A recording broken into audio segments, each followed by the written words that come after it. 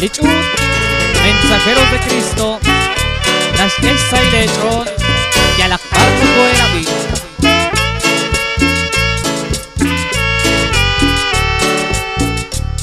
Nakstao li Angel Gabriel, lista kakwa Dios, likwan sa Diyosya, kubet yatinak sa kunte namin, rikin puntukin, ara Nazaret. Sa umili kachon, rikin ni Jesus, yo Lazaro chicho, treto kole, janun nakadyola, bikin anakwan, rikin stebal kachon, shlokoniki.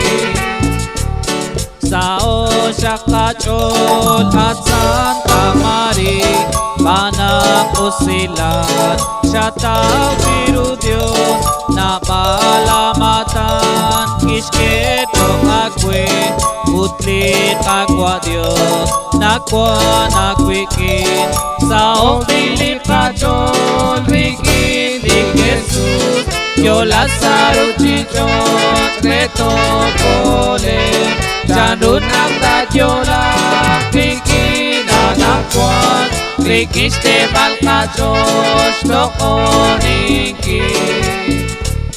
Li Dios istaklara sa ella, sikbiru lista, haanis Mari, lah Emmanuel, haanit yola, kamakis yecha, prophet Isai, sa umili kachol, rikin ni Jesus, yo Lazaro chicho, treto kole, janun nakadyola, rikin anakwan, rikiste malkachos, lokoniki.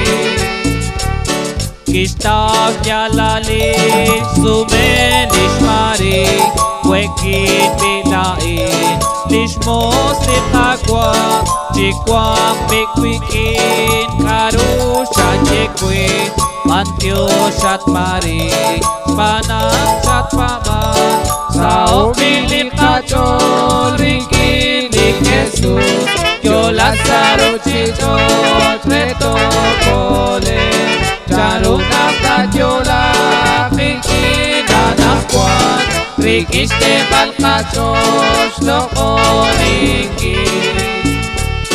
Kahos chabilan, kaus kakwa Diyos, lika kolonel, haaniralan, likis buktesin, chabile silan, kosraut narak, tokwang sausilan, sa umili kachon, rikin ni Jesus, yo Lazaro chicho, treto kole, janun nakadyola, rikin anakwan, rikiste balkachos, lokoniki.